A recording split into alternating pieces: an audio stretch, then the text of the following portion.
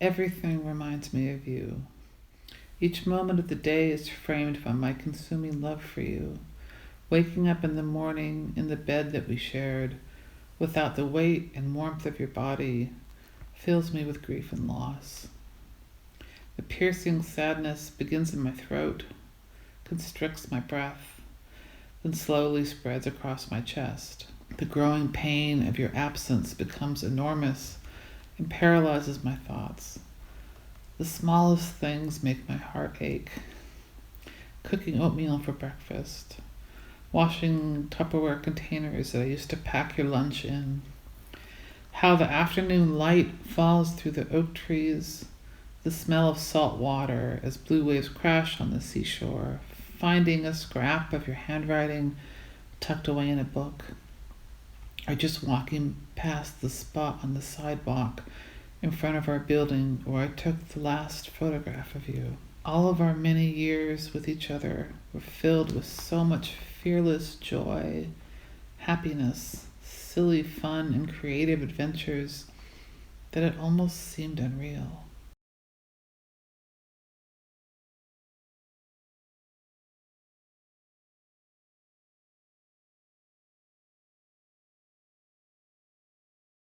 I mean, before we were even married, I mean, even as friends, I felt like we really connected in a way, as sort of like wounded animals that needed, looking for shelter or looking for a pack.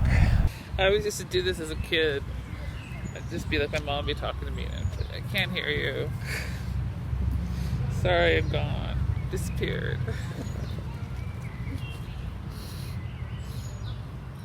Sometimes it works.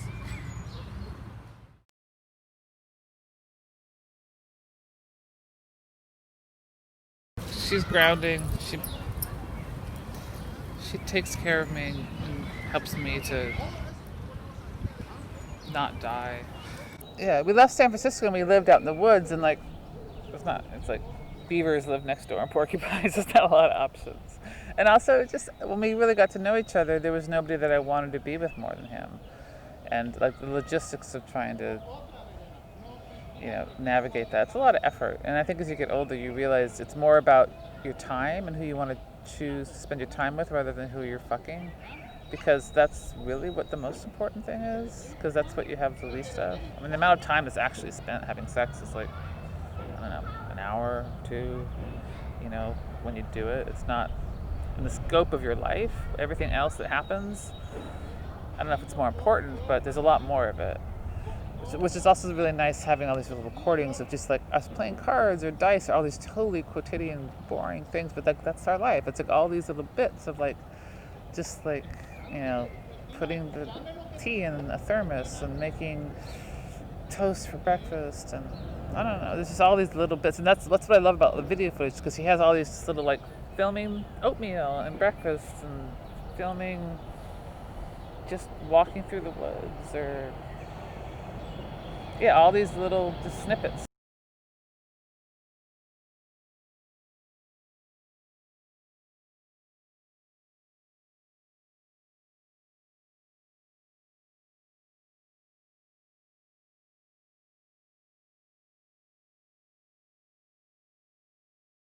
I mean, every day is different, so it's not.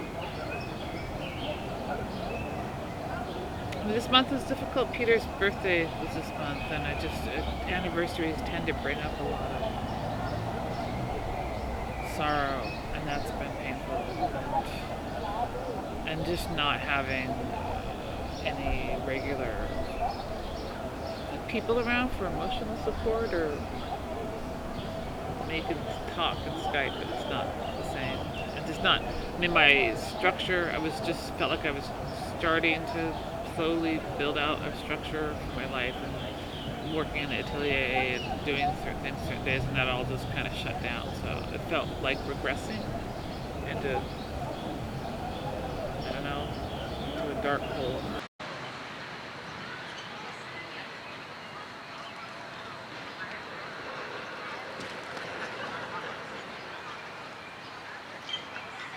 The very first time I met him, I had interviewed for a job building public art in Pacifica, in the studio where he worked. And I had been upstairs talking to the artist and to the manager. And I came down, and Peter was working on this a neon sculpture that ended up being installed in Secaucus, New Jersey. And he was just really grumpy, and he was just kind of like muttering to himself and like cursing and just sort of like, I was like, hey, and he just sort of like, and I just thought, okay, grumpy German guy. And then I got the job, and we worked together, and we became really good friends. And he had been married to somebody to stay in the country, and she turned him into immigration. So he was going through all that, and really just mad and didn't want to leave, and didn't want to go back to Germany. So, which is why we ended up getting married, because we were friends, and I was like, you stay in the country, he'll marry you. It seemed like a reasonable thing to do, and I trusted him, and he was one of my best friends, so it worked out. Yeah, the first time we kissed, we were actually already married. There's this picture of us after we've exchanged vows. We're both just kind of going like, because we weren't. I mean, it just wasn't that kind of. It wasn't like that. I mean, after I don't know, probably like 5 or 6 months, it kind of became that, because we had to spend a lot of time together to go through immigration and I think there also was something of like, oh, I trust you enough to actually marry you. There was like this sort of bond of like, you have to deal with this person on some level. So we were much more honest with each other, and we both were not the sort of people that we had chosen in the past, which I think was good, because we made really bad choices for partners. He always was drawn towards people like his mother, who were really cold and ungiving and just mean, and that was really painful for him. I mean, he was sort of taciturn. He wasn't very, very. I mean, he was chatty, but he wasn't really open. He wouldn't spill his guts when he first met you. It took time to get to know each other and talk about things and share things. Well, I initially was not attracted. I mean, I was intrigued. It was like, what's going on with this grumpy, muttering German guy? So it came over, I don't know, the course of a year. Kind of things were revealed. We both shared stuff. I felt free in a way that he had never had, and I feel like in some ways we both allowed each other to kind of evolve to this point that we couldn't have gotten to on our own. I mean, he lacked the self-esteem to feel like he couldn't. I think he got that from me, and he really grounded me in a way. So it was this really wonderful partnership of like supporting each other and inspiring each other and feeling like totally beloved and safe, and like somebody's really got your back in a way that I had never had before, and I don't think he ever really had before either. Well, his previous long-term girlfriend was insanely jealous, and there was a big problem between them, and I'm generally not a jealous person, so we talked about that, and I said, well, initially when we were married, we weren't a couple, so, and he was insecure, and I think he wanted the reassurance that he was attractive. Mostly, I think it came out of wanting to feel validated that he was desirable. We left San Francisco and we lived out in the woods, and like beavers live next door and porcupines. There's not a lot of options.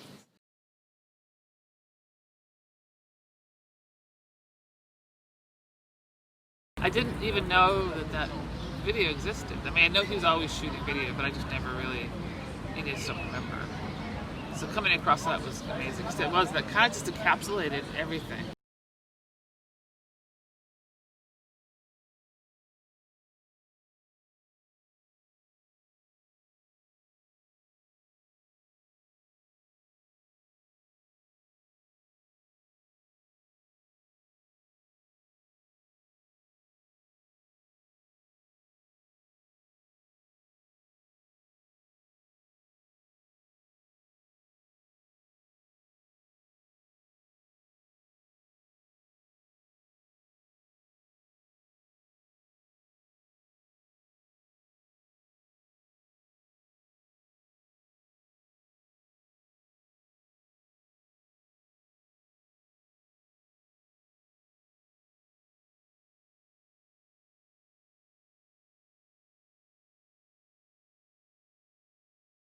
And I think I'm just to be reminded of all these amazing things that we did and places we saw. It just feels like I had the most amazing life, and I feel so fortunate. But I always did when Peter was alive, and we always talk about how lucky we were to find each other and what a great life we have, and how, we didn't have hardly any money, but we were so happy and just felt inspired and supported, and like so many creative projects that we were in the process of doing, and I felt like I had arrived, like this is everything I'd ever wanted. And even then, the week before his death, the fact that there were small gatherings with people we hadn't seen in a long time. And for me, it was almost as if, it wasn't in order. Things were put in place leading up to his death. There was a dinner party with his team, his colleagues, and that was the last time they saw him. So it was like almost a moment to say goodbye to his colleagues. We had other friends that we saw. The fact that we exceptionally decided to fly to London for my daughter's birthday, which was a last minute thing, and that was the last time when my husband saw my mother and my brother. When I reflecting retrospectively, things were kind of put in place. And the other big highlight of all this was the fact that my husband was working for this company with hope that one day he would get a permanent contract. And he got his permanent contract a month before his death. That happened with Peter too. Yeah. He'd been working, they've been paying him shit wages with no contract for 2 years, and a month before he finally got a proper contract with health benefits and everything, and finally got all this, and it's just okay, everything's coming together. And it was out of surprise, completely unexpectedly, he got the work contract a month before his death. So also again, it was I'm glad he got his permanent contract before his death. So it was anger, also through facial expression. I think you can see it when I'm angry or sad, or even when I don't like somebody. I think you can really tell. I think I still express myself maybe even more, I wonder, with my feelings. But the grief, I still think, I'm still suppressing it somehow in some place. Waking up, I'm every morning you have that second it's real. This weight on my chest. This is Okay. It doesn't stop. And I just thought maybe that's just how it's going to be forever. Which I fucking hope not. I just had questions like, why us? I mean, the first few days was shock and overwhelmed emotionally, but then of course when you kind of put the pieces together, was this preventable? Who did this? Why? And I didn't blame the company, but it was just purely an accident. But the fact that it could have been prevented created more rage and anger, and that's why I thought we need justice on this. Needing to find a reason, and maybe that was a reason to have some kind of closure as well. And I don't know. There were a lot of why him, why us, what have we done? What did we don't deserve this. We've been apart, and this is so unfair. There was all these thoughts.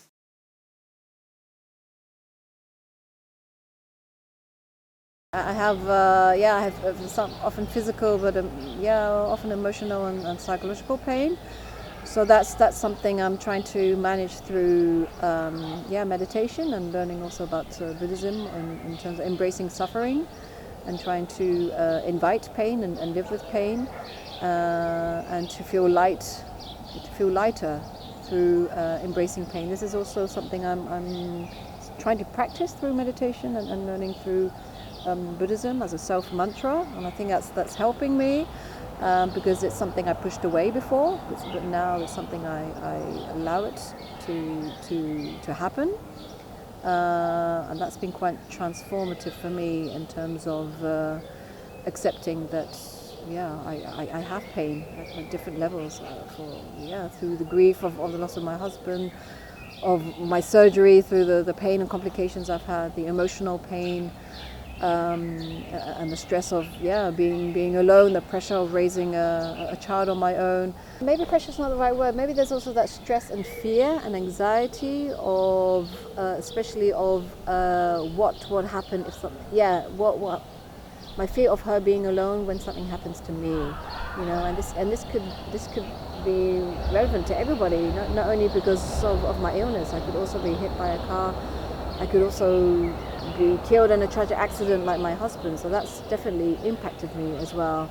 And so I think the pressure is trying to prepare somehow my daughter in every possible way, so that she can be kind of ready to lose me, which sounds really strange, but that's kind of how I'm living these days. Does that make sense? Because of what I've gone through, and pressure, stress, fear. I think she said, "Yeah, if you die, where should I bury you?" I think this was also, wow. Yeah, this was just, I was speechless. How could a 9-year-old, first of all, even ask that? And what is going through her mind? Does she feel responsible for me? And she was asking it in a way of, yeah, what's the drill? What's the routine? What do I have to do? And and yeah, and where and not like where would not like a question of where would you like to die, mummy, but it's that statement of saying, where should I bury you? That sense of responsibility, of action that she needs to take. Yeah, for me it was really mind blowing. I thought, oh God, wow. I think the loss of my husband and also my illness is going to definitely help me and my daughter to grow. I think there's definitely the opportunity of growth, and it's the opportunity of us being strong and very resilient. So I definitely see an opportunity, a very positive opportunity as well. So I want to I feel like I need to jump on that and feel excited about this new future we have. And it's kind of, thanks to this pain, or thanks to this kind of unfortunate tragedy, or thanks to this horrible illness that I have, that's given me this desire and this wish and this drive to want to live to the full, and I think it's kind of a blessing in a way. It sounds horrible. It's very paradoxal as to think that it should be a blessing, but I believe that something good is going to come out of this for me and for my daughter. I think because I didn't get the answers rationally, I think some part of me settled with it was his time. And I guess maybe I sought comfort from that, and also talking to my mother, who's really into Buddhism. She kind of made up the story of, because my husband was so close with his mother, and because his mother had died a year before, and my mother said, it was probably his mum calling him, and it was probably his time. Everybody has their time, and this was his time. No, I wasn't angry. I was trying to understand. Oh, okay, that's one way to look at it. There are many ways of looking at it, and I thought, okay, that was one way of looking at it, but that's unfair. That's his mother's calling him and taking him away from us also. I mean, but no, I wasn't convinced. But then eventually, I settled with it was his time, probably. Because I couldn't find any other answer. It was just his time, one place, one time. If it wasn't a train crash, it would have been something else, hit by a car. That was probably just his time. And then I spiritually realized that we all have our time, actually. I believe in fate. I think it's kind of written. We just don't know when it's going to happen. And therefore, what changed me was, I have to really enjoy life. Because who knows when my time is up. And then also living with cancer, time has become even more precious. And that's what's changed me, really, and I've become completely reborn. Who writes the story? Who writes the story? Well, with my death, I don't know. I think that's destiny, and I will never know, and I don't want to even know, but who writes the story from now on of my life is myself, I think. I think I am writing my own narrative, my story, until that moment comes.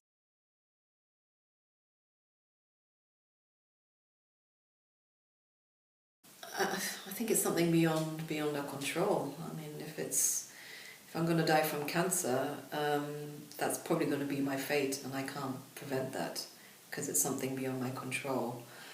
That's how I see it, really. I can't prevent my death. That's the way I see it. So if I can't prevent my death, I'm going to live as if today or tomorrow, there might not even be another tomorrow. So that's really changed the way I live now, actually. All these things I'm doing now, these are all new stuff that I would not have done before if this had not had happened. And I feel, growth also. So it's hard, but I refuse to give in. There's also that defiance of refusing to, give in. If I've got cancer, bring it on. Okay, let's deal with it. And I think that's. Yeah.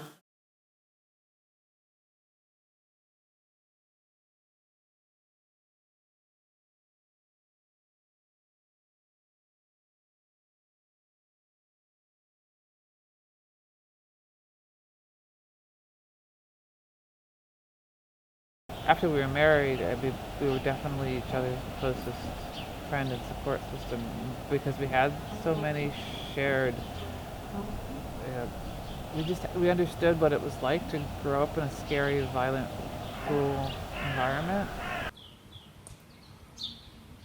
Yeah, I think mostly I just tried to not be seen. Just always try to get good grades and just not do anything that was going to be a trigger. But you never knew what the triggers were. I mean, my father was a Vietnam vet and had PTSD, and also had a really abusive father who was in prison for being a pedophile. And there's a long history of abusive behavior. I can contextualize it, understand it now. It doesn't make me really feel better about it. And as a child, you just don't understand. You just think that somehow something's wrong with you, or I did something, or I think you take it on. You take on the responsibility and the guilt because you don't. As a child, your mind doesn't really have the capacity to grasp, dysfunction and this kind of,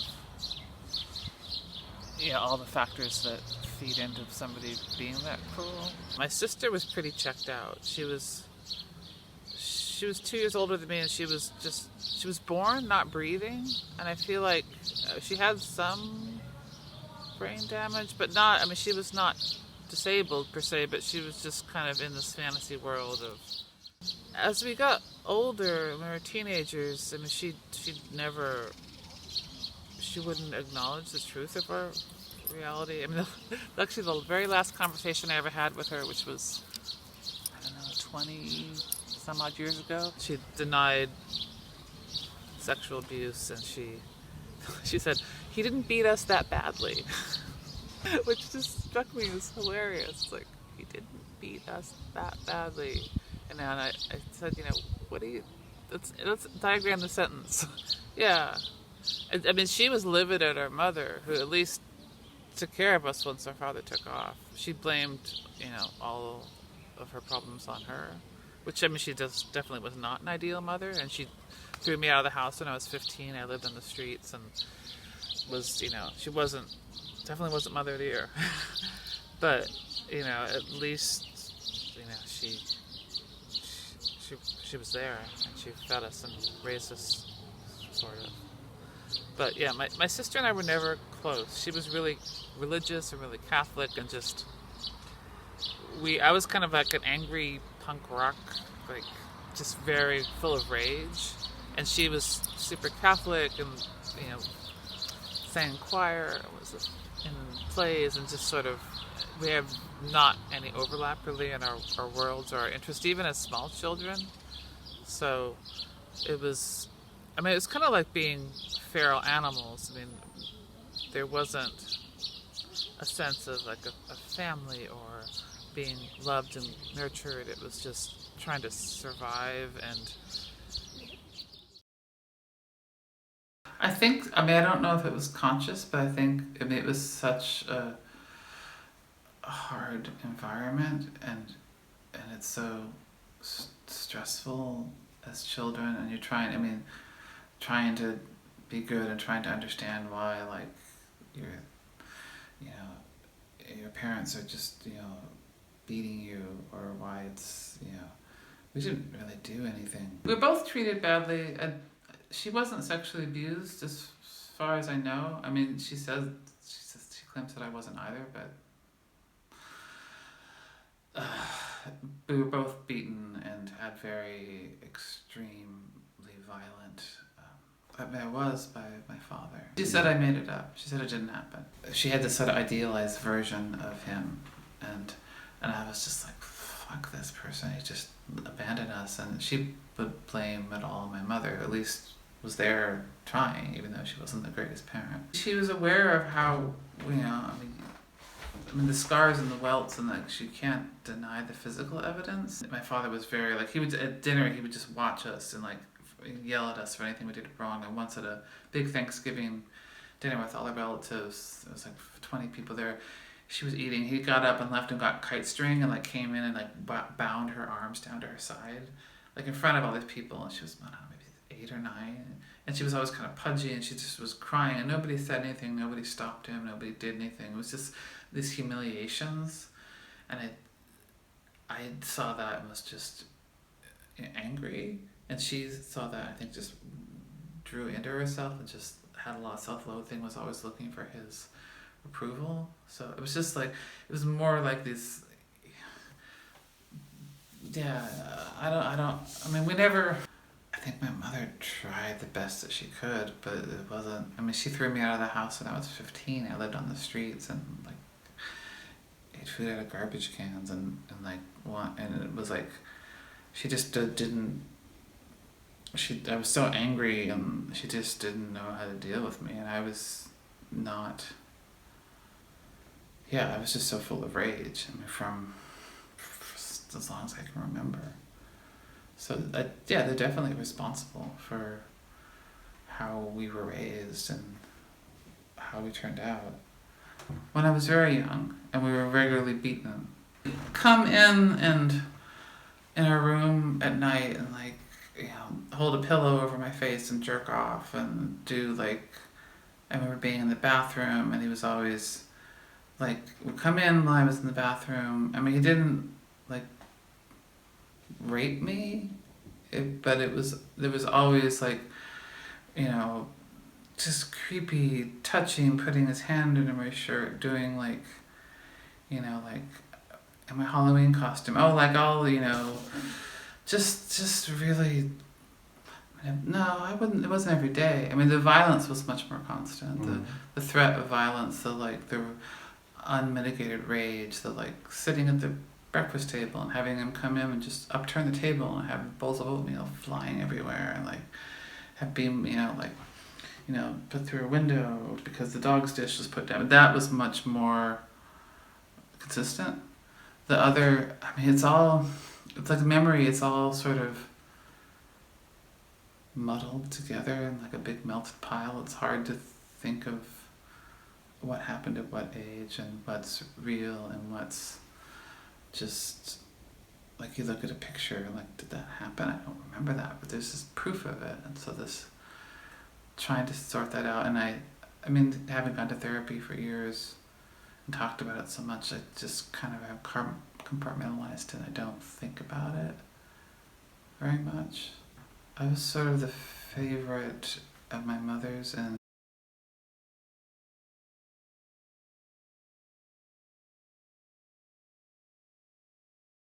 I'm very glad we had these experiences, and also very grateful to have the documentation of it that I have. And then when I think of Peter, when I think of him when we were the happiest, often I think of these times when we lived out in the middle of nowhere and we're just, naked under the sun, just felt completely free and liberated and just working on art or growing plants or turning compost. And and just able to be very physical and to bathe outside or swimming in rivers, being able to engage in the world in a very in a very direct way with our bodies, and I don't miss that because I feel like it was a time and a place, and that's the way our life in San Francisco.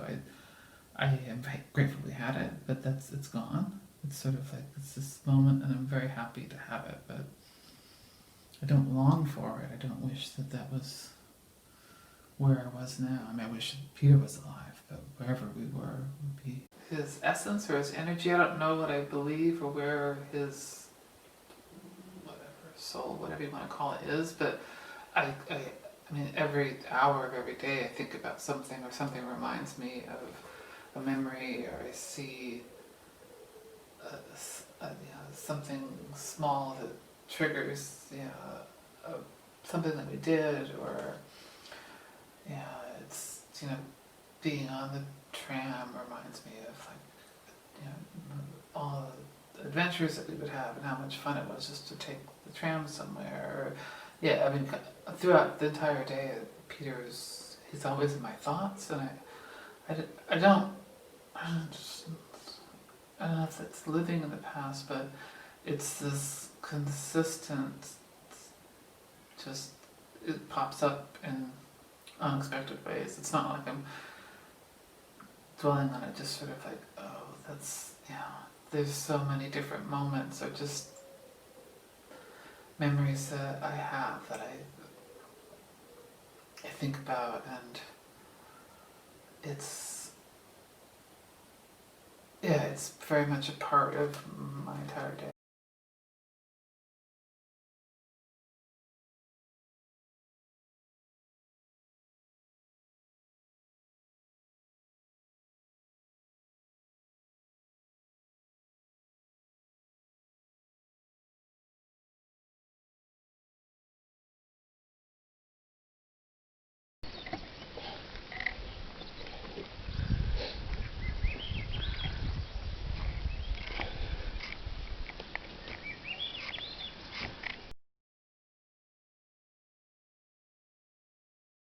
How does that manifest? How does that manifest? What does that look like? The infrastructure. I don't know how it looks like. And local also means an identification with the place, so that your place becomes where you are, becomes very important to you, and you connect to the people who surround you and care for them.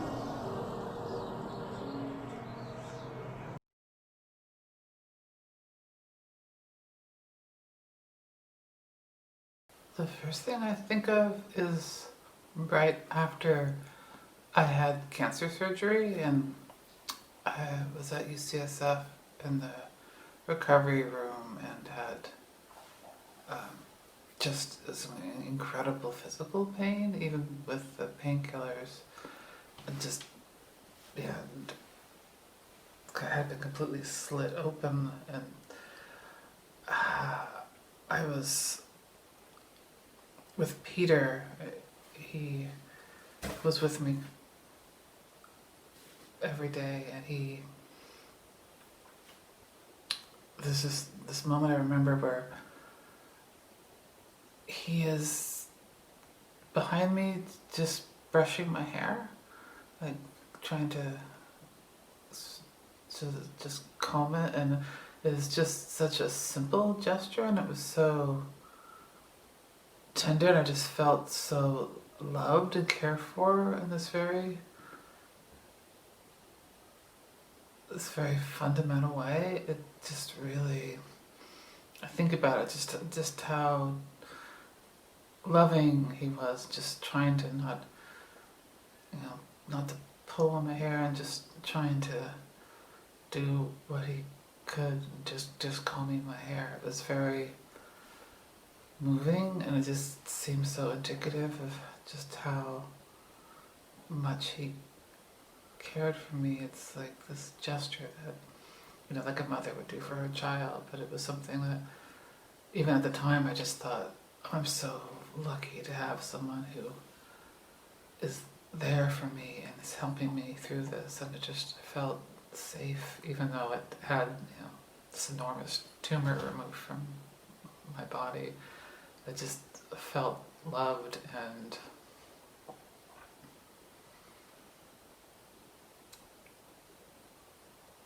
just full of light. I also remember as a teenager, when I moved to San Francisco, I had a Vespa. I was like riding my Vespa over the Bay Bridge and just seeing the city for the first time from that view, and just thinking like, oh my god, I live here. This is like the fulfillment of this fantasy. It's like, this is, it's like anything is possible. And I was just starting college, and just like I was so desperate to escape from Orange County and to just create a new life. I just remember having this moment like, I can't believe this is actually happening. It seems unreal, and having this idea of everything that was possible and all this future unfolding, like not knowing what would it be, but I was just so excited and thrilled, just so happy that I was able to escape that horrible conservative concrete jungle that I was raised in. Just a small moment, this thing that really resonates with me. I had this similar feeling when Peter and I, when we lived on this farm in western Washington, where we're surrounded by mountains and trees, and just working with him, digging in the soil, hearing all these animals and birds, and just being naked and having all these amazing smells of like berry blossoms and just this enormous sky above us. And I just thought, I can't believe this is my life. I'm with this person who loves me so much, and I'm so happy, and we're just so connected to the world and to the earth. It's just sort of stunning, like, this can't be real, and I'm so grateful to have this, and to have somebody who cherishes me to share this with. And we left San Francisco, then we tried living rurally, like out on these farms, and that was beautiful, but in a way it was also sort of frustrating because you're so far away, and it seems like this amazing idea conceptually, but the reality of what it's like to live,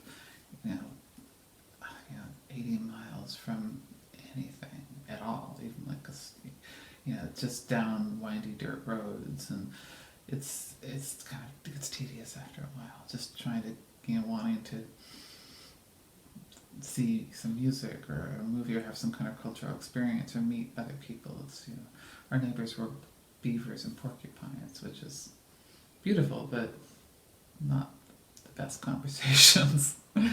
So, yeah, and then after that it just seemed like, okay, it's time to live in a city again, and that's really more practical. And I mean, it seemed very exciting, the possibilities of, I'd lived here doing an artist residency 20 years prior, and it seemed like the vibrant, place where anything can happen, and affordable, and this mixture of all these artists, and I was very excited about what we were going to build together, and I feel like we were building this amazing life. I always told Peter how just grateful I felt, and I couldn't believe that we had this life, and we were able to pursue our art and live in a place that was, that was so diverse, and it just seemed perfect. I felt like I had arrived, like I had everything I ever wanted. I was so incredibly happy.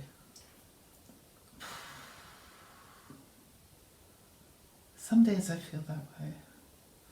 I definitely felt like with Peter, like together, we could do anything, and that the sum of our parts together was so much more than what we could do individually, and what we were able to support each other to achieve and to evolve, and to deal with our past and our scars and our emotional trauma, that we were capable as a team to do that. And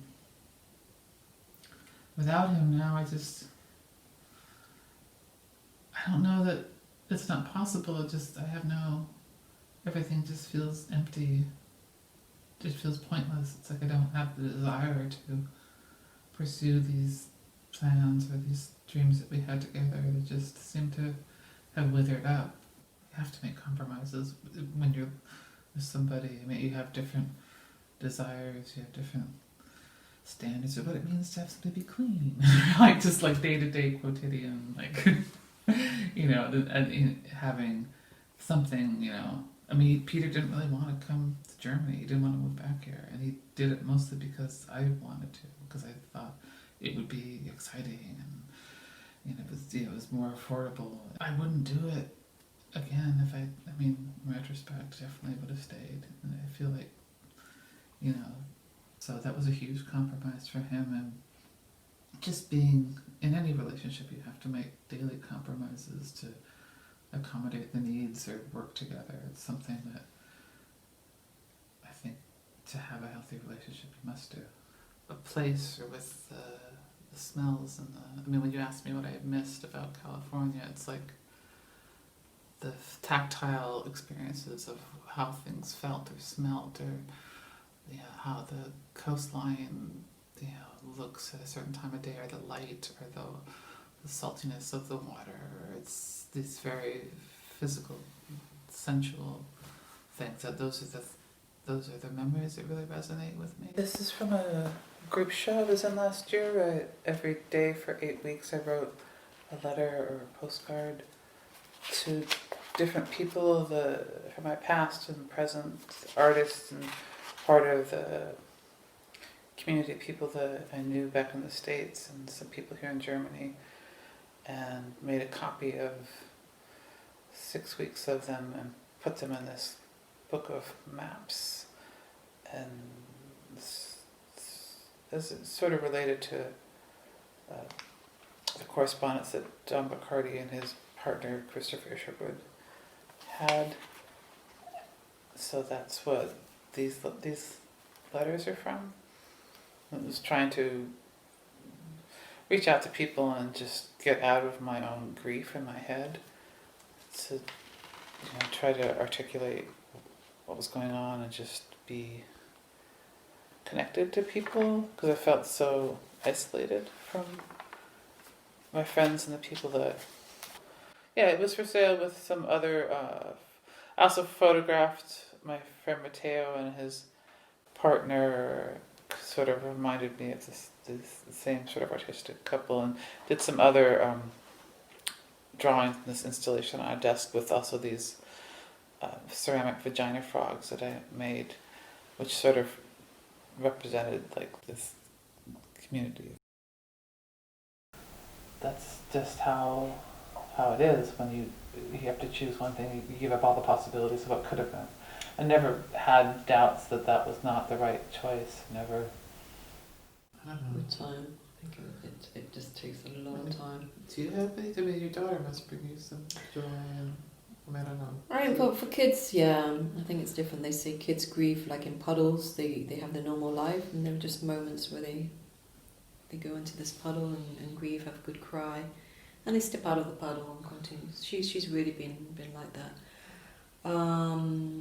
Yeah, for me, I think after the 1 year anniversary in December, that was when I kind of turned the page and accepted like he is never coming back. And also because we were already living apart for 2 years before we joined him, and so it was almost as if our life was prepared for this, I think in my case it's very random. There's no fixed pattern. I think I've had some good. The good last 2 weeks have been better than the previous weeks before, which was really down. I was at my lowest point in February. Crying a lot, but not so much crying over grief from my husband, but of just crying of the loneliness and the situation, I guess, and the realization of the state I'm in today. The realization that, God, I'm a widow, single mom, as a foreigner in Berlin, don't speak the language. It just all dawned onto me. Sense of any social discrimination. I'm always wondering, how Asians are seen here, Are they treating me differently because I'm an Asian, or because I'm a foreigner, or because I don't speak German, or maybe all three? I don't know. I'm very conscious about that. So some part of me wants to avoid any kind of situation like that. But so far, I think I've been quite blessed and lucky. I haven't had any issues, especially now with the coronavirus. I sit in the tram, but I still have, or in the U-Bahn, and still people are sitting next to me. When my mother was in Berlin in January, she was at the airport, she sat down, and she said the lady next to her stood up and walked away. Really? Yeah, so I haven't had experience like that. I was even at the House Arts and walked into the waiting room just to see the reaction of people, because that would be the place, wouldn't it, where people might think, oh, this Asian lady walks in and she must be sick. But it was fine. I didn't also tell her when I first had cancer a year ago. I kept it from her also, but that was my way of protecting my mother. Yeah, in what way, I don't know. I think the first instinct was to protect her, because she was also she was also grieving the sudden loss of my husband, because they were close. She really adored my husband, and she suffered quite a bit, and I didn't want her to go through another trauma, finding out that her daughter has cancer. So I kind of kept that from her, and when I told her, after the surgery, she was obviously very angry, and then told me that, I'm your mother, these are things that you should tell me, and then please, from now on, please tell me and be open with me. So I think it's a new relationship that I have with my mother now. I'm learning to be more open with her, and to be closer with her, and to accept her not only as my mother, but also as an individual, as a person who has been there for me, who's raised me also, and somehow probably has influenced me in many ways. I think there are a lot of things I do take after my mother, both good, but also maybe the harsh side of her as well. As a child, definitely didn't have a strong sense of what life is. I was really 6-7-year-old kid just playing around, and when I look back, I think I was just very privileged, probably spoiled, and maybe living in my own little bubble without realizing what was happening around the world. It wasn't until later on in my 20s that I started to show interest of what was happening around the world.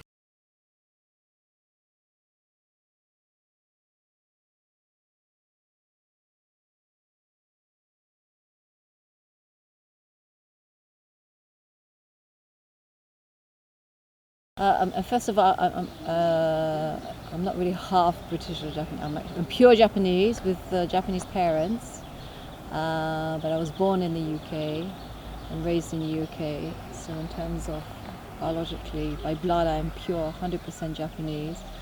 But identity-wise, I think I feel very much European, being brought up in the UK. In a very much English-British schooling system. And then, only moved to Japan when I was 9, so I only lived in Japan 6 years as a child, between the age of 9 to 15.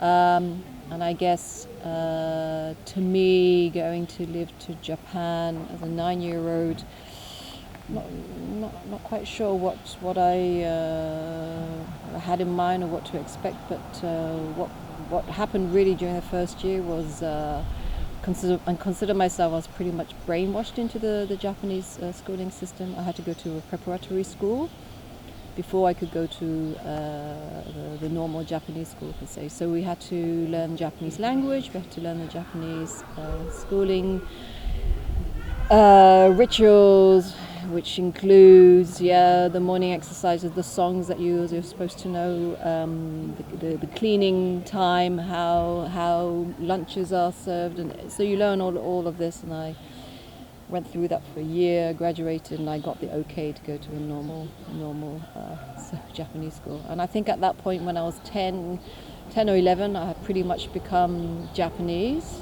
learned the language fairly quickly. And had forgotten even maybe my English, actually, because both parents being Japanese, we spoke Japanese at home. So since the passing of my husband, I think two things have happened which made me closer to my roots as Japanese and closer to Japan really as a country, and that is really the feeling of wanting to be closer to my family and better know my family, especially my father's side. I don't know how that happened, but there was just that feeling since after my husband died. And the second phenomena is of the fact of finding spiritual kind of healing or trying to reach my inner voice or my inner self, took for granted that I'm actually Buddhist by birth, but didn't really mean anything to me. I was just told that I'm Buddhist. Never really studied it, never really practiced it. So there's been that sudden interest to want to learn and understand what it means to be Buddhist, and maybe start practicing it and see if I can create a new sense of identity in this new life as a widow, as a single mother, and how I could use that to move forward, I suppose, in my new life. Yeah, I have a problem or difficulties with people trying to stereotype me as a typical Japanese, and and often I get a recent comment a year ago was just because I was sun tanning at the beach and not wearing, strong protection with white gloves and umbrella, how Japanese women are, and I was told you're a fake Japanese, and so that was quite hurtful. I don't try to act Japanese because there's a certain norm that one has to act. I mean, I'm June, and my background is I happen to be, Japanese and born in the UK, but.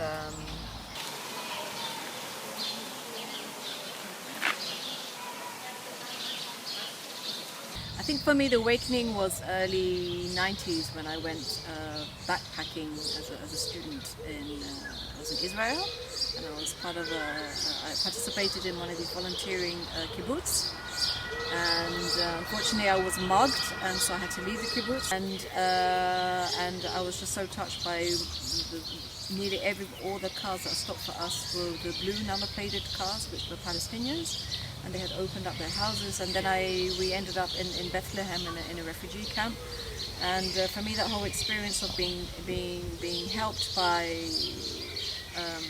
vulnerable people who had been obviously gone through also deprivation in their lives made me realize that this to go into do humanitarian work and to help people is something that I wanted to do. That was really a defining moment of who I wanted to be as a person, and I think from then on that's who I've been, and that's always the kind of person I like to be today. And it's always that feeling of wanting to help, and also as a child there was always this feeling of wanting to help the disabled, and there was always this ambition of learning about the UN and having aspirations to work with the UN.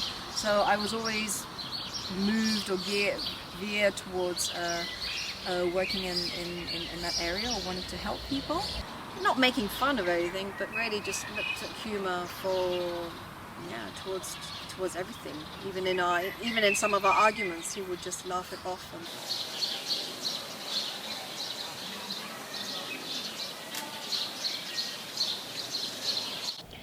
I'm searching inwards, trying to better understand also myself. I guess I don't have really the answers to all your questions, because I have a feeling I'm still searching. I'm still trying to understand where I come from and who I am, and it hasn't really happened until now, until I've started asking these questions, because these are questions I really never really asked myself. I was just living.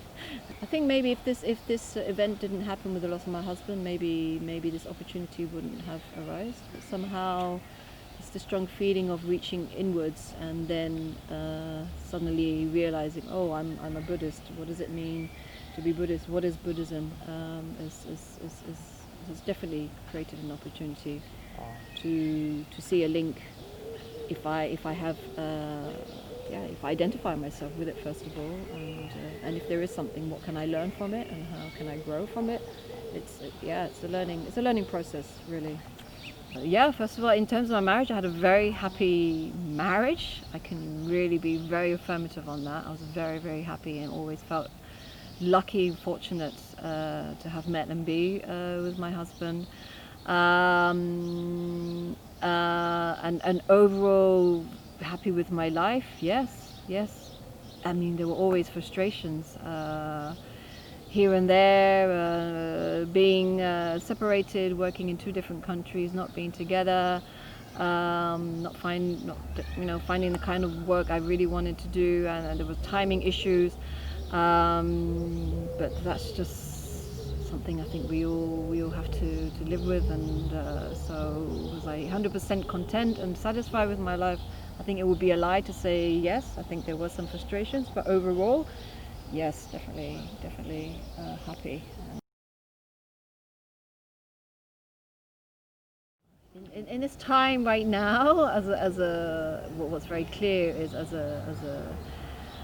a widow, to overcome my grief, I think my daughter has been a savior. She has been a reason to want to live, to also continue to see her grow and to see her happy. But then on top I have this illness, which I thought, could one day could take my life away, where I may not have much time in my life, but and this has made me think about a lot of things, and it all comes to, I'm living really for my daughter. So I think overall it's been a savior.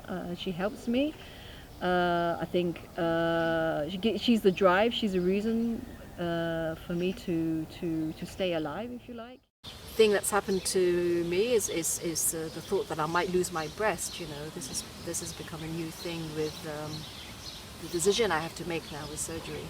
If I have to remove my whole breast or partially keep my breast or have reconstructive surgery, and this for the first time has been the feeling of, wow, it's to live as a woman without a breast would not be complete.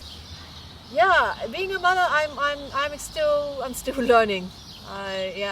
It's tough. I think being a parent, especially now, also being a single parent, and also with the illness I have, it's even tougher. It's a challenge. But I try. I don't think I'm a perfect parent, but who is, But so I'm still learning. I mean, definitely my mother lived at different times.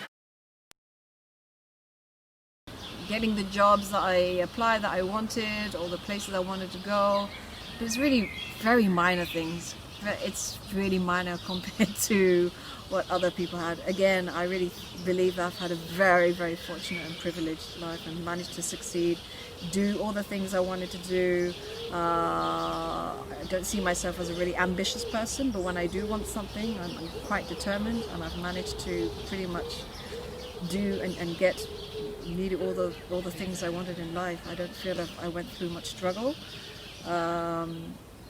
that I'm aware of. But the frustrations I talk about was really, I was living single. I was very independent, and I suppose there were moments of this independence that I lost when I got married and had a child. But that's just a small moment where I felt like, yes, I could be somewhere else. I could have got that job, but if you weigh it against with my marriage, my relationship, and having a family, it's very clear that it was worth the sacrifice. I mean, we have a kind of a long history, because we met back in '92, and we were friends for 16 years. So we were kind of in each other's lives, but we were never together, and it was only 17 years after that we both found ourselves single when we came together. It was very easy, it was very natural, because we knew each other. We had a very long, solid foundation of a friendship, and then we got married, and we had 10 wonderful years of marriage, had a child. This was the person that I knew, but it wasn't until after his death and at the funeral where really people spoke about him as his colleagues. Really, I think more in the working context, because he wasn't somebody who really brought work home and liked to talk about work. So I think I really got to learn a different side of him through his colleagues, and made me realize, wow, what a wonderful, yeah, it made me realize, wow, what a wonderful and unique original person I was with, and that was a big loss then, and yeah, a bit of, I don't know, anger or blindness, and why didn't I see that, and this feeling of it took his death for me to realize, to see this was, yeah, kind of really mixed emotions, but he also left yeah, a lot of qualities of his life behind. I believe I like to live as part of his legacy.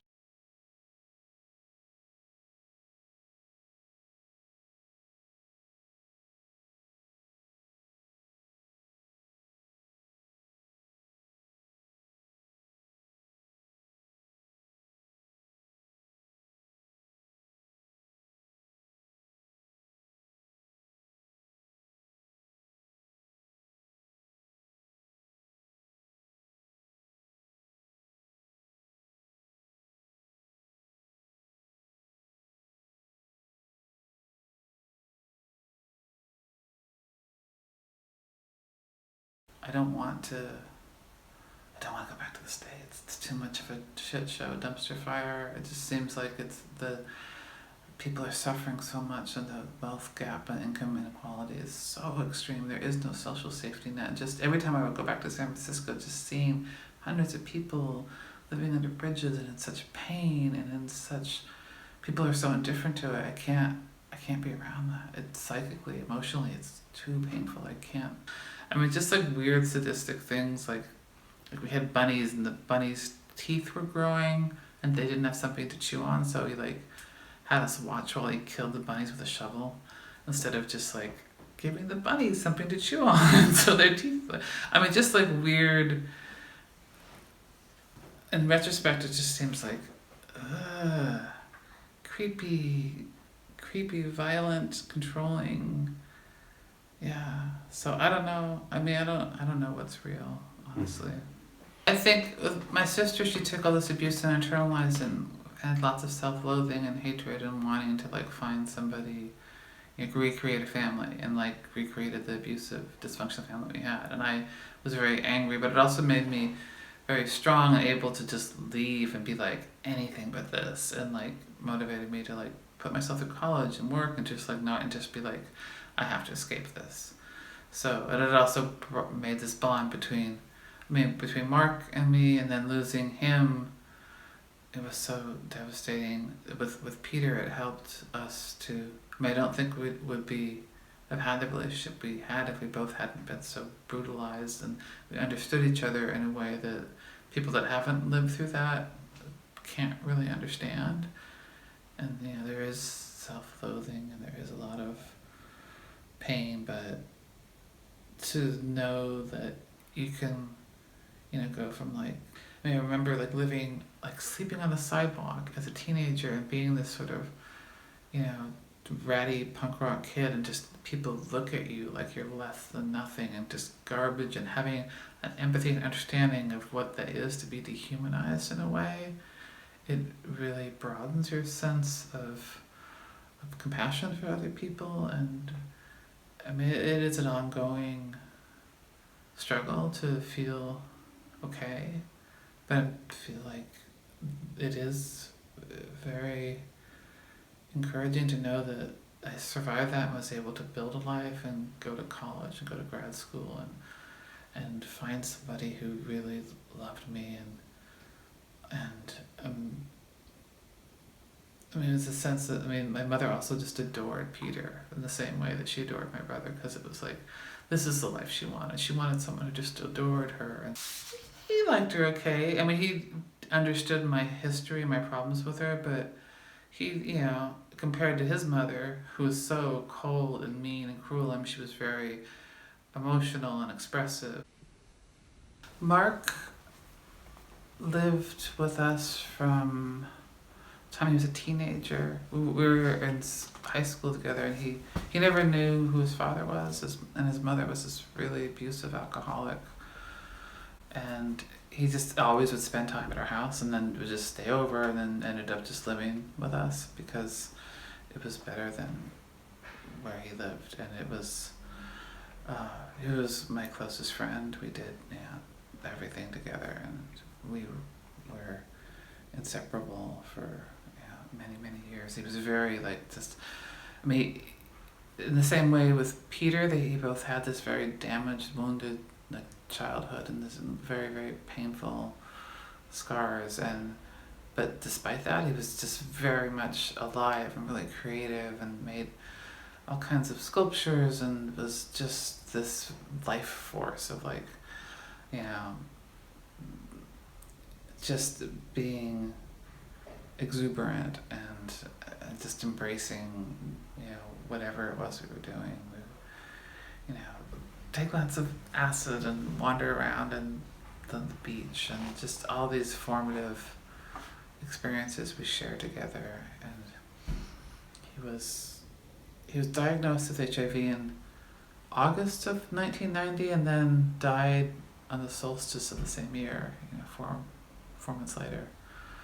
So it was very fast. I mean, healthcare for uninsured people in Orange County was not then and still is not very good. So I don't know why he died so quickly, but it was just 25. And that was just devastating. He was moving to San Francisco to live with me, and those other pictures that I showed you, that was that was November, and we were planning to get his stuff packed up and his sculptures, and he was going to live with me while I was still in college, and then less than a month later he was dead. He was bisexual, and he actually got infected from his first girlfriend, and he, at the time, Orange County, I was living behind the orange curtain. It was very conservative.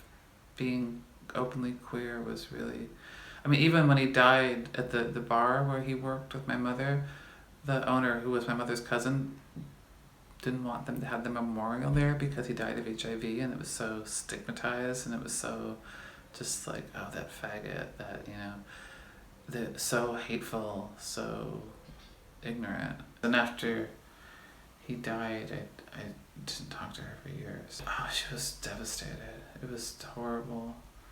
Yeah, she was very, very sad. No, I was actually in New York when he died. Because it happened so suddenly, I wasn't expecting it. I wasn't there for the memorial. I heard about the memorial. It just annoyed me. It was all just about her and the way she would have wanted it, and it just seemed so new agey and just, at the time it was just, as a kid she would sit under a pyramid in the backyard, this pyramid that she made, because she thought it would help her not age, and she was very much it was in the 70s, that kind of crystals and that Southern California.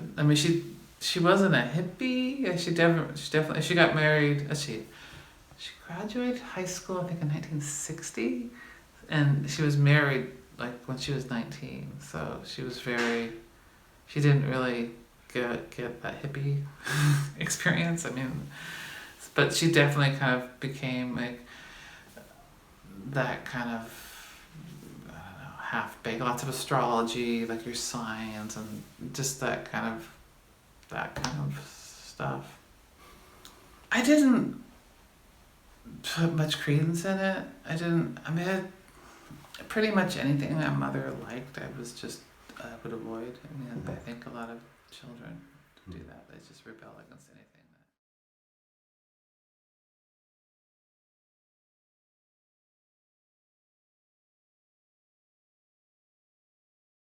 Oh, actually, I don't have any memories of finding my mother boring. She worked. She was also kind of, raised us on her own in England, and she had a full-time job. So what I remember is she was always there for us in the weekends, to make it up to us that she wasn't there during the week.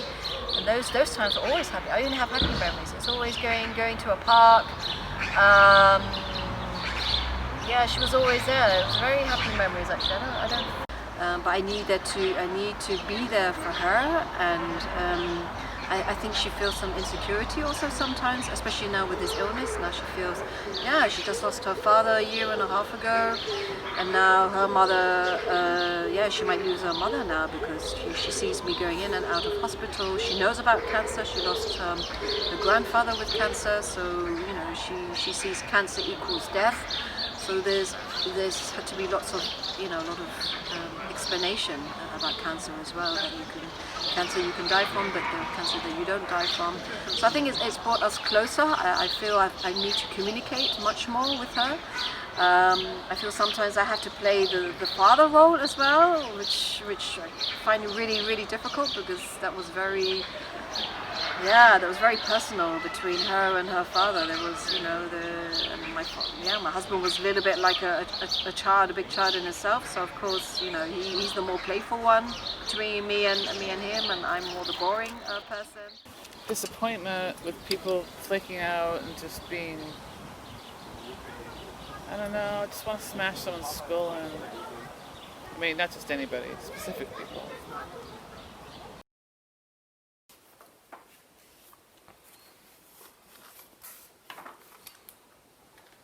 I heard somebody speaking English on the train today, and I was just like, oh. And he was talking about funeral arrangements and his mother and all this stuff and lawyers, and I was just like, oh God, I wish I didn't understand this. I can't think of it. Go ahead. I remember being in a high chair, so I must have been about 2. What? And my cousin Erica, who's a bit younger than me, she was in a high chair next to me. And it was in the backyard of our house in Santa Ana. There was some party going on with a bunch of adults, and I remember interacting with my cousin, and we were talking, and I remember thinking like it was some other kind of communication. And I remember asking her, like, are we going to be able to do this when we're, big like those people? Because I remember, like, there was all these noises, but I couldn't really comprehend. I guess it was just adult speech. Okay. So, I don't remember if I remember, like, what happened. She actually died in a car crash. Mm. And I wish I'd asked her about it. Because she like, we got separated, her parents split up, and she lived in some cult in Virginia for years, so we didn't, from like age 8 on, I never really saw her until she was older. So I don't know if that's just something that I remember, or if it actually happened, or if we had some kind of like baby language, or if it was all in my head. But I remember very much being in the high chair and her being next to me, and all these like, they're playing hot potato, like, I don't know. It's usually with a hot potato and you throw it around, but it was like this wind-up potato. This was in the 70s, so you wind it up and you throw it, and like you keep throwing it, and when the buzzer goes off, then you. How funny. My childhood memories mostly with my brother, I guess. I can't remember. I must be much older, probably 5 or 6. Just remember playing. In the common garden. We lived in a 8-store apartment. We were on the top floor, and there's a huge lawn in London. And other memories of us taking the bus together to school, and just playing. It's playing mainly more outdoors, I guess. He used to like playing cowboys and robbers, so he had the pistol thing. I used to like to play horsey. So I would take a towel and a rope or something and create a saddle on this low brick wall in front of our apartment, and I would go and play horsey. That's the image. These are the images that come to mind, actually. Is he older? He's 2 years older. Yeah.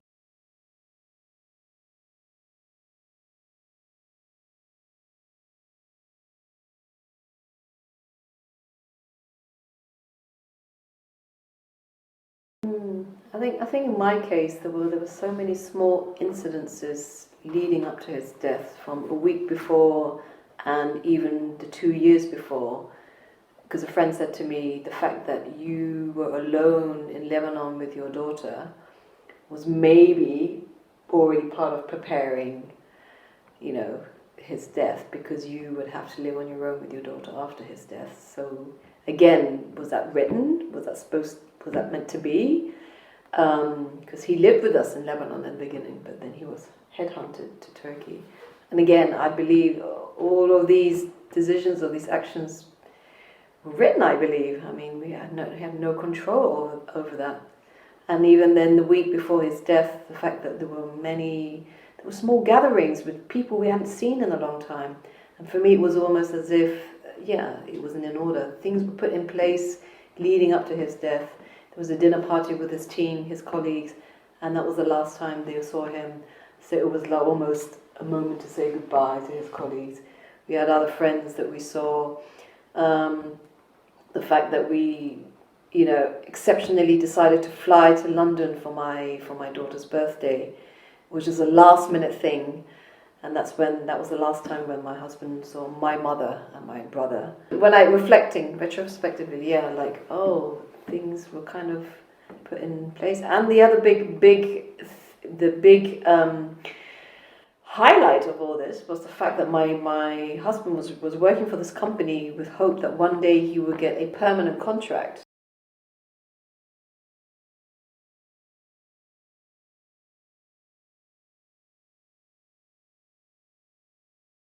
Yeah, no, I mean, I was a complete wreck for about a year. I mean, I couldn't function. I wasn't engaged in the world. I wasn't able to sleep or eat or deal with humans. I cut myself off from almost everybody that I was close to. Every day I woke up, I just wanted to be dead. I just said, why? What's the point? Passively, not like actively to like slit my wrist, but I definitely, I don't get my annual cancer check. I'm just like, what the fuck? Go ahead. I don't feel, it's not likely. I had 10 years of checks or 9 years. It's a very, very low chance of it, but I don't feel like jumping off a building, but I also don't feel like I have any joy or anything to look forward to, honestly. So my life just kind of blew up and it's just in rubble, and I don't really know how to or what to rebuild it into, or I don't have a vision or I try to be grateful for the things that are good and focus more on that and not feed the rage and the anger, because it doesn't feel good. So I do feel better than I did the year before, but I was a basket case, really not. But having been so happy, having had such joy and feeling so safe and loved, and just not having that at all, when I think about it, it's just devastating. And I feel like I'm making progress, but progress from, somewhere that was just so low. It is progress, but when I compare it to how my life was, it's just. He went into the kitchen to cut me a slice of the cake that he had made for my birthday, and he said, "Oh, I don't feel so well," and he felt really dizzy, and then he sort of fell down, and he said it just happened really rapidly, and went into the bed, and it was just trying to almost crawl out of his skin, and I was like, should I call emergency services? And I did, and I told them, I repeated the address, repeated it, and then they went to 13 instead of 30.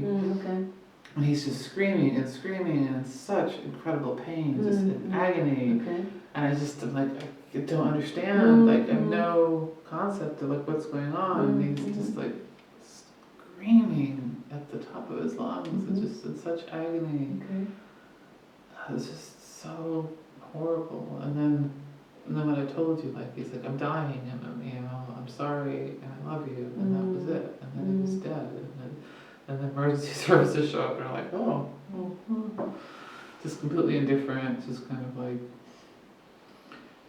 here, drag his body onto the ground. I'm like, drag his body, and and then they were trying to, they didn't even have Stretches. yeah, they just were trying to manually, and it was horrible. It's just fucking horrible. Okay, so my husband was working in Turkey, in capital Turkey, Ankara, for a German firm. So he was deployed from Germany as an international staff to work there.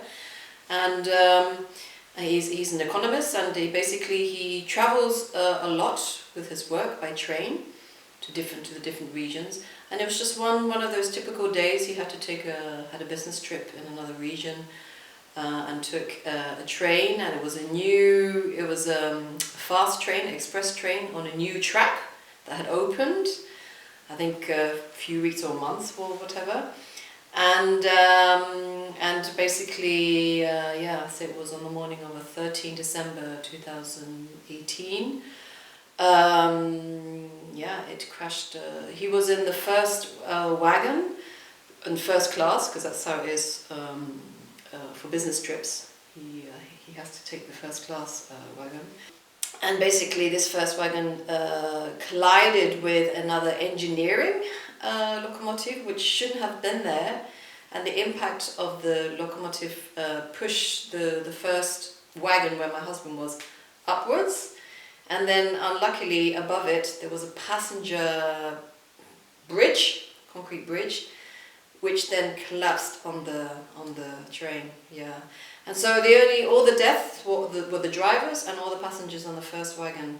So all the second, I think there were hardly any deaths from the second or third wagon. I think they all managed to survive. There were injuries, but they all managed to survive. So it was just one of those things. He was just in the wrong place at the wrong time. And it was a very unfortunate tragedy. So of course, investigations opened up, and there is evidence that it was a signal failure. I've taken legal action, and we opened a court case because it was a semi-state railway. So there are government officials involved. So my lawyers have told me it's going to take a long time to deal with this case, because it will be commercial but also administrative court.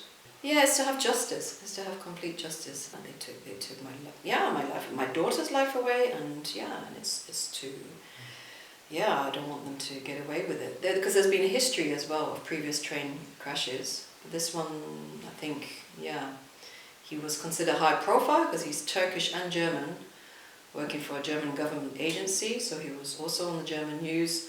And it's not something I'm going to just walk away with. And it's important for me to open this case, even if it takes years. I was told it could take up to 10 years. I said it doesn't matter, as long as it's open. It's more for, if it's not for me, it's for the justice of my daughter. Because 10 years she will be 18. And she would probably also want to know, So I said, I was warned against it by some people to say this is going to cause really psychological trauma. It's going to be distressing. Also be really helpful. And I don't have to be in court. I have for me it was important to choose a good law firm. And the night before he came back from work, watching TV, and I just remember seeing him falling asleep on the sofa in front of the TV. So that was also a very nice memory of the night before. We were all convinced that he's probably injured in a hospital. And the colleague said, "Would you like to come to the hospital with me?" And I said, "Well, I don't speak Turkish. It's going to make me nervous. I'll stay at home." And I said, I keep sending a message, I'll call. And it wasn't until an hour and a half later at 10:30. And then I put the news on. It was even on the BBC, so I realised that, a terrible train crash had happened. But I still was convinced my husband's probably injured somewhere in a hospital. And it wasn't until an hour and a half later, 10:30 or 11 even, the doorbell rang again.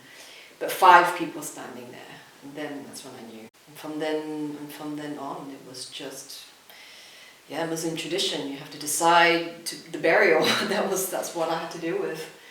Sorry for the loss, but you need to decide, Ms. Kasher. Muslim tradition is, we have to either take him to the mosque or bury him within 24 hours, or would you like to send him to Germany? And it was immediately paperwork from then on. So I didn't have time to properly, grieve. It was. In the end, what happened was he wasn't registered in any of the hospitals.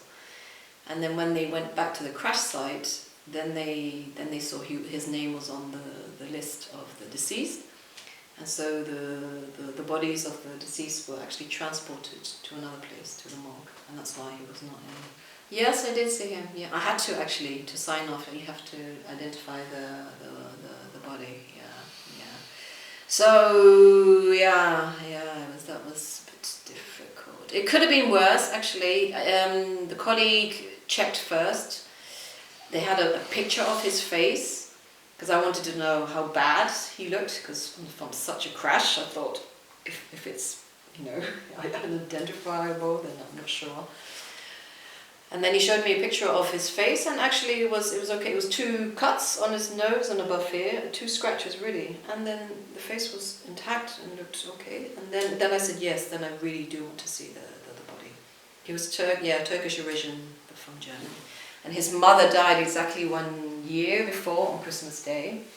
And there was these conversations always coming up, like, oh, if ever I die, always I would like to be next to my mom and my parents. The day of his death was the day that my daughter was performing her school play. It was Cinderella, and she was playing the stepmother. She had some pages of lines to learn, and for days and weeks, and even a month before the play, I remember she would practice her lines. They were in German, so she would practice her lines with my husband daily during breakfast and in the evening after dinner. And there were 3 weeks of them practicing her lines every day, and him telling her how proud he is and how much he was looking forward to come and watch her in this play. And on the actual day, and this was the day when he took that morning train, he was up at 5:30, and my daughter happened to be up so early, which is quite unusual. I was still in my bed, and I could hear them having a conversation in the background, and he would say I would take an earlier train to come back earlier to be there for the play. Good luck. And she was really looking forward to having a father there, obviously. And then obviously on the day of the accident, one of the first things I thought about was, how are we going to tell my daughter? And what are we going to do with this play? Are we going to let her go ahead and perform, and then break the news to her at the end? And or should we tell her before, and should be disappointed? I had no idea, and we contacted the school. We informed them about what happened.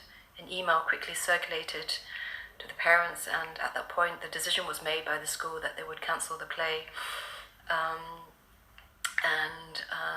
After I had finished what needed to be done at the morgue, we decided to go to the school. She was at the German school in Turkey, and together with the school counselor, she had suggested that we take her out of school and bring her home, and that she would come with us, and that we would break the news and allow her to ask questions if she has any, and to basically stay with us as long as needed.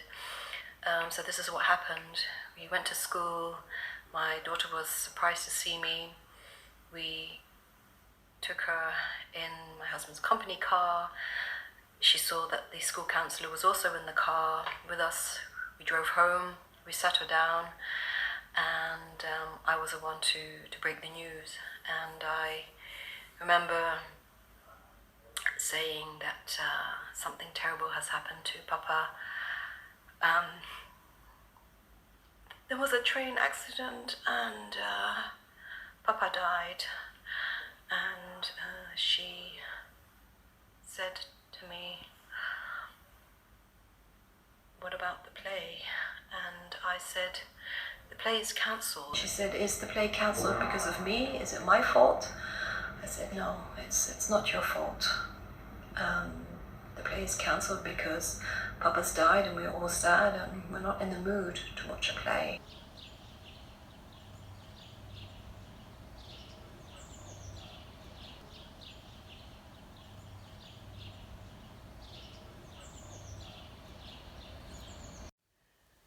think I don't know. A lot of people were telling me how composed and strong I am, and this I didn't notice. I mean, I kept I guess subconsciously I was trying to keep things. I was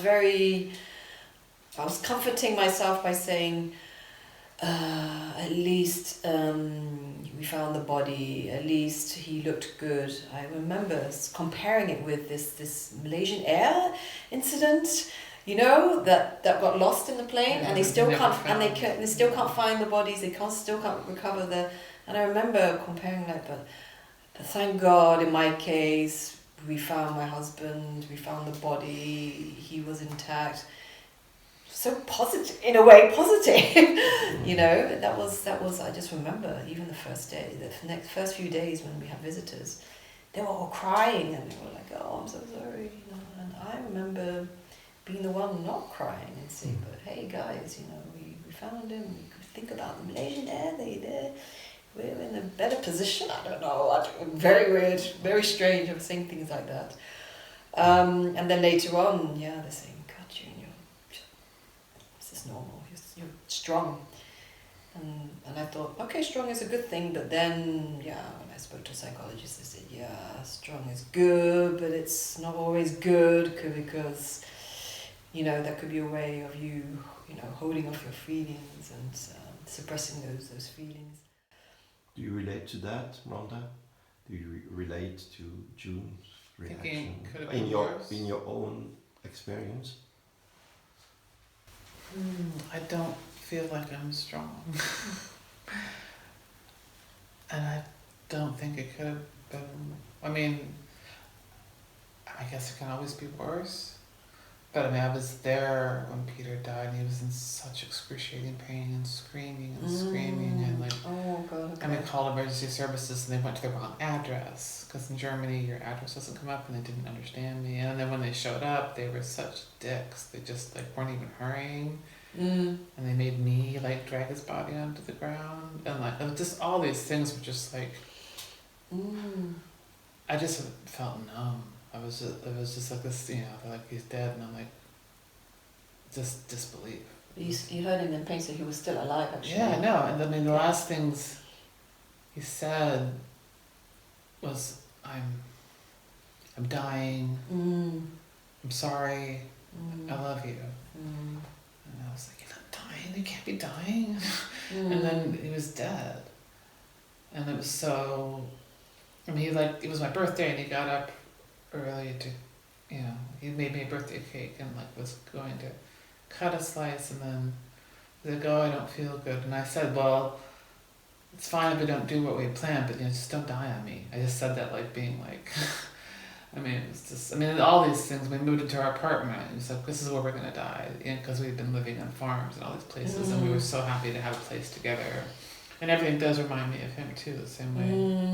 But I kind of find comfort in that. I can't imagine living somewhere else because I don't want to be someplace where everything doesn't remind me of him. I think we have the same feeling. Yeah.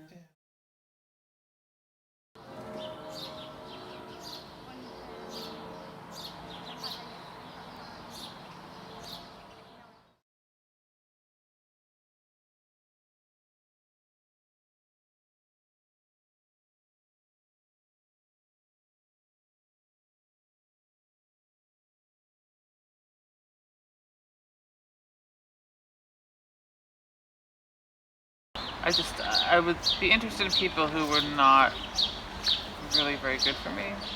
So, I mean, I had a few boyfriends long term, so I sort of refer to them as alcoholic number 1, 2, and 3. So, they, you know, very, yeah, I mean, people, I think I was, yeah, bad or just not good for me. People who were not like Peter. People who were not kind and were very dishonest and just not emotionally available.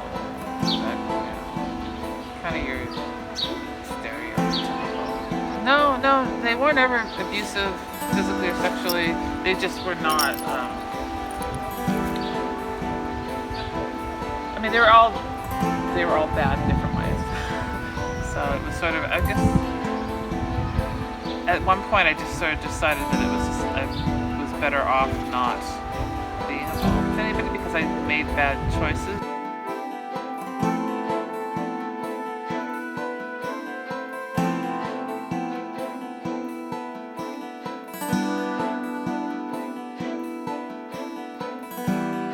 I didn't have sex with a man until I was almost 20. I was just not, I was not interested. I sort of had such low self-esteem, was so insecure about, just feeling like worthy, having been so brutalized. I didn't have any positive models. I didn't know what it really looked like to have a healthy relationship, and I didn't see it.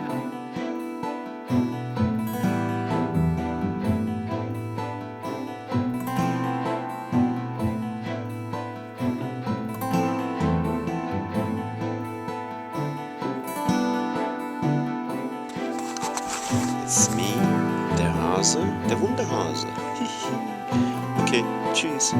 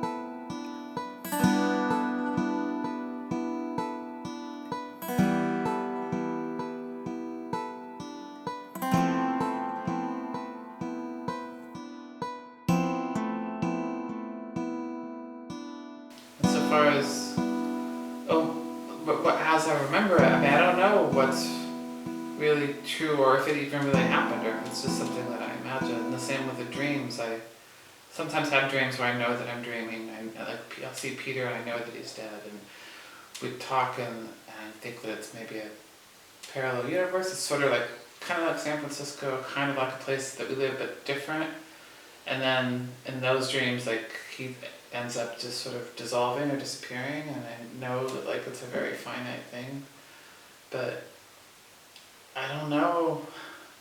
It's the same though sometimes with actual things that have happened, like the line between, like, did that really happen or did I just see a picture of that and I think that I remember it, or I remember the picture, or I remember somebody telling me their memory of it, so it all... I just remember just being constantly busy packing boxes, dealing with paperwork, translation. It was just always something going on. Until 1 week before our flight, I had my medical checkup. And I was then diagnosed with breast cancer. This was just complete. That was just unexpected. It's a bit too much. Yeah, unexpected.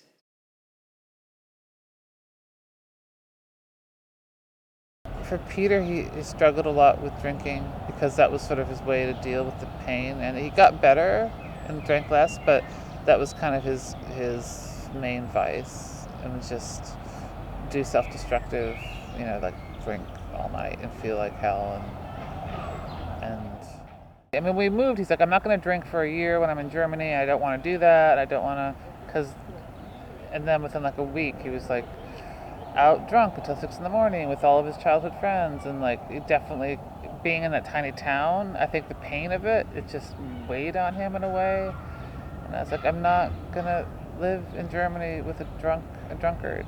I mean, that was a very sore spot. So he did not have the language skills to talk about his feelings and his emotions. So he hadn't been to therapy yet. So it was kind of like practice, like training wheels. And it got better over time. And then, I mean, usually after we would do that, I mean, we would do it on Sundays, and Sundays was also like we'd go to the sauna. Usually we fasted, we'd trim the dog's nails. Usually we'd have sex. There was like certain things that happened on Sundays, and that was like one of the things.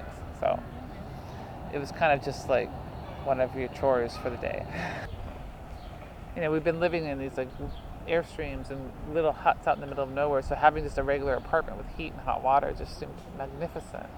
And when we moved in here, we both were like, oh, we're going to die in this apartment. We're going to live here forever and die here. And we said that a lot, which is what happened to Peter. Maybe it happened to me too. I don't know. I got pregnant once and had a miscarriage. I didn't know I had cancer at the time. And we were going to have it just because I was like, it was an accident. But I'm very relieved that I didn't, because I never really wanted to have children. It might have been fun, but I have other things I want to do. And I think also because we both had such bad childhoods, we thought maybe it'd just be good to give it a pass and not pass on our genetic information. Maybe just. I don't think he felt guilty. I just think he felt that he could try to have some kind of relationship with her, because she's just a very cold and harsh. I mean, when he was a little kid, he said every time he tried to hug her, she would just push him away. And she wouldn't talk to him for weeks, like 3 or 4 weeks. As like a 5-year-old, she would feed him, but not say a word. And just, you know, he should just know what it is that he did that pissed her off so much, but she would never say. She still doesn't talk to her youngest daughter, who lives 2 blocks away, or all of her grandchildren, who are her kids, you know, in this tiny little town, and won't say why. She's just like tight and small and cold. Well, she's the oldest of 4 kids in the war. She was like 8 or 9 when the war ended. And their family were Nazis, but then they lied about it. And it's like, oh no, they were communists. They weren't Nazis. But like his youngest uncle had all these Nazi Hitler Youth books that he still kept when he died. He was a closeted gay man, and we went through his stuff after he died. He has all these Hitler. I mean, they have the sign Mein Kampf. They have the Silver Star. They just were. Yeah, they are from another era. So Peter and I met each other 2000. We worked together making public art. And he was in the process of being thrown out of the country because he had been married to a U.S. citizen who turned him into immigration because they broke up. And he didn't want to leave, and I offered to marry him just to keep him in the country. We were close friends. We weren't romantically involved. And we had a small wedding in the backyard. Our friends played music, and I wore a long black dress and a long black veil and played Johnny Cash. And it was very sweet. It was just fun. And we went through the immigration process, and we had no problems, even though we weren't actually romantically involved. But over time, in a few months, the more time we spent with each other, we really became much fonder of each other and developed this really loving trust. And on Valentine's Day, when he went away with some friends to Vegas, he called me up after staying up all night and said, "We should make love." I thought, that seems sort of out of the blue.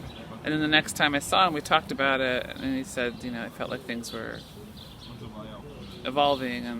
And then I saw him one night when I was still driving a cab, and he had been really upset. He'd had a fight with this woman that he'd been dating who was really not very nice. And I pulled the cab over, and we talked to him, and he basically was like, okay, we're just going to go inside and have sex. Okay? This is going to be, you know, this will be fun. And I thought, because his apartment was just around there. When he was 25, he had, from playing professional frisbee, he had bad accident on his knee, and he had to have an operation. And they gave him much more anesthetic than his body required, and he actually died.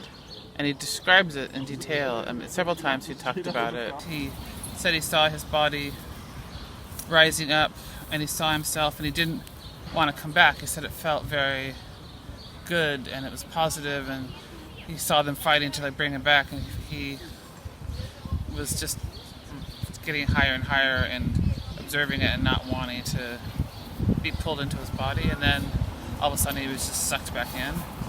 And he didn't describe it as a scary experience. He said it was something that was, sort of beautiful and positive. And he always thought that maybe that's what it was like when he died.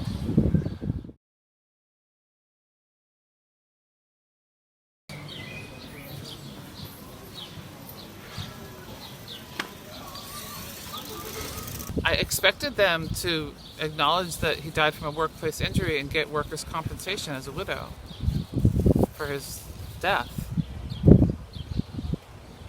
which never happened because they just dismissed me and just did everything they could to treat me as I was just insane.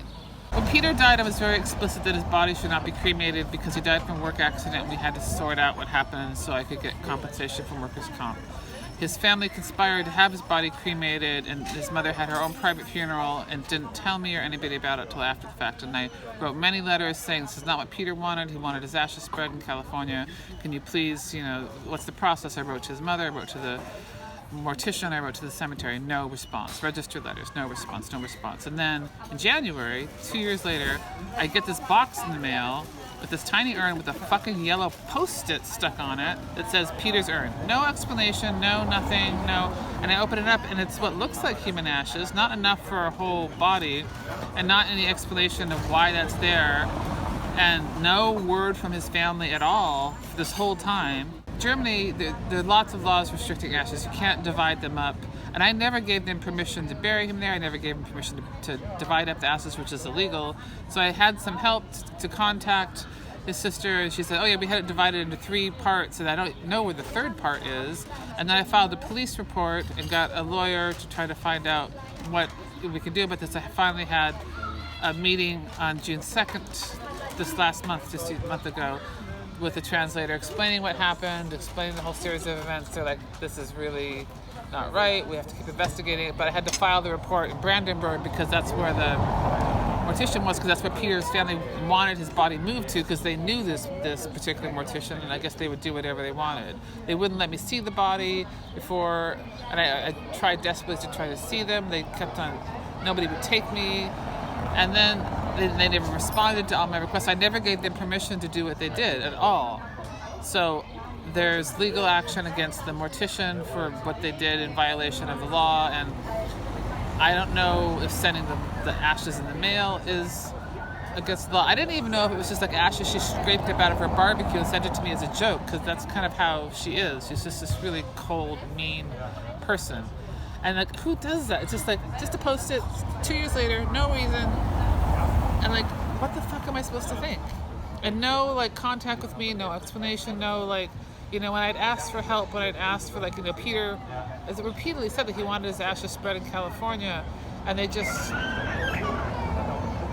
have there's just no humanity, no caring, no kind of help or anything, not even to respond to these really thoughtful, nice letters, which were so much nicer than they deserved. And I sent them registered, so I know they got them. And at one point his mother completely disconnected her phone, so I couldn't even call. Not a word since the day he died. Nothing of like, what do you need? How can I help? It's just like, how can we conspire to like have Peter here in this tiny shithole town and have a grave there so we can prove like, oh, our son, and we can go visit him and pretend like we were ever anything but evil cunts to him. Because anytime he asked for help or anything, they were never there. They just, any opportunity to make him feel bad and cry and suffer, they just celebrated. They're horrible, mean, vicious people.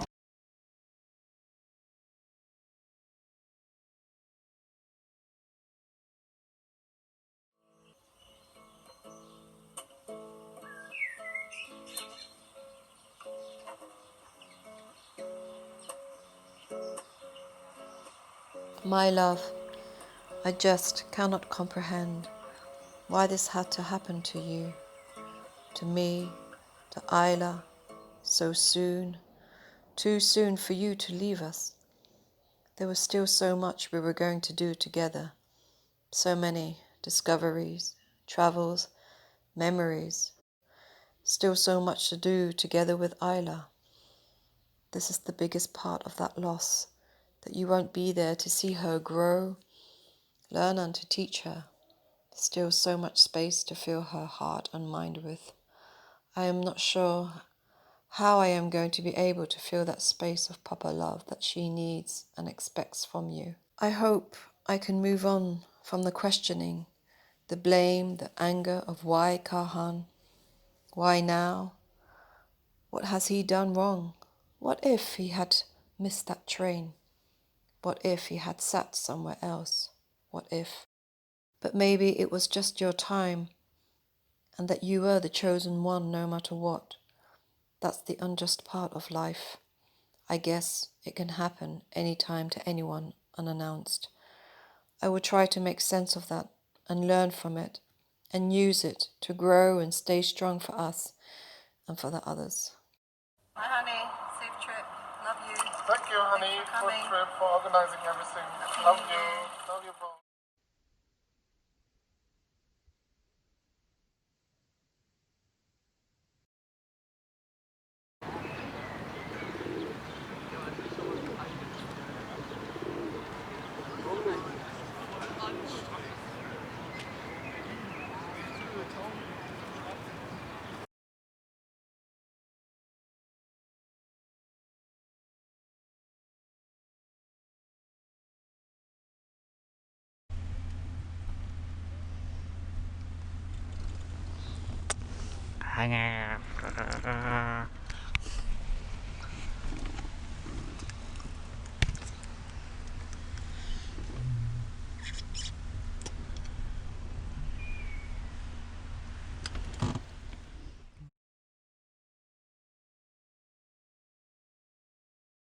Watching a video as opposed to just having a memory, memories are so fluid, and they sometimes, it's hard to know what's real. It's like you think something happened and two people will have a different understanding of the same event. And with the video, or with these little video clips that I've come across, it's the same. It's very contained. It's very finite. You know exactly frame by frame what's happened. So it's like that's reality in a way. But I don't know if it's like all these things I didn't even remember happening, and I didn't even remember him shooting it. It's like, well, there's proof of it, but I don't actually. I remember the video. I don't necessarily remember the action of what happened. I mean, it's like real because it's documentation, but when I think your memories and your thoughts of somebody are fluid, and they change and they shift as you age and you evolve and you change. So it's something that's much more protean. It's kind of more alive. And also, I think you can remember things that maybe never happened, or you think of them in a way that things get idealized or kind of glossed over. Or there were definitely, like, we had struggles and things weren't perfect, but having these struggles together and these difficult times, and being committed and seeing each other through it, and sticking around and not giving up. That helps to, give you a sense of security and strength I never had before. Somebody's really invested, and they're going to be there for you, regardless. Unconditionally. That is something that I think it's changed me in a way, and I want to try to embrace that and carry that forth, even though Peter is not here. I feel like we've changed each other in positive ways and helped each other to grow and became more than some of our parts, and I don't want to lose that even though he's gone. I want to somehow create a new life and incorporate all those good things that I was able to glean from our life together, and be grateful that I had that, because so many people never do.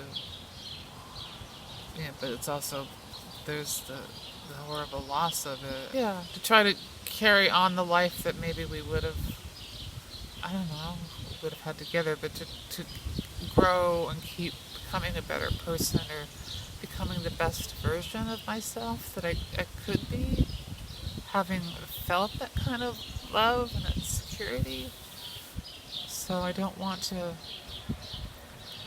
I mean, in some ways I feel like I've regressed to that sort of like lost person that doesn't know where to turn, but if I'm honest, I think that I'm a very different person, and that strength that I got from Peter and from being loved in that way it's transformational, and I want to nurture that and keep it with me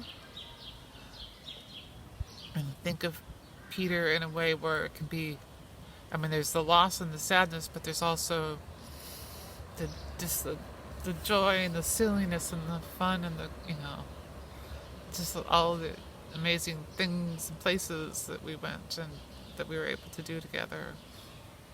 I feel really fortunate. I just miss him so much every day. And tomorrow it's 2.5 years exactly, which seems like a long time. It seems like things should be different or better, but I guess they are some days, but it's still really painful. I guess it will always be painful. It's like, breaking your ankle, and it's always, even if it heals, you still have that weird sort of twinge of like it's not quite the way it was, but it reminds you of what happened, and the pain is also the sort of the mirror side of that passion and love, because having known that and having felt that, I think it changes you fundamentally, and I feel like I'm a much stronger and, I don't know, I'm not happier right now, but definitely a different person. Definitely have a lot more self-worth, and part of that is, our own sort of efforts of like analysis and going through therapy and talking with each other and understanding what it's like to really take care of somebody and nurture somebody and nurture yourself. So I'm hoping that can become part of my future. Can build a future here in Berlin somehow without Peter. That's not the plan, but that's how life goes. It doesn't go according to plan.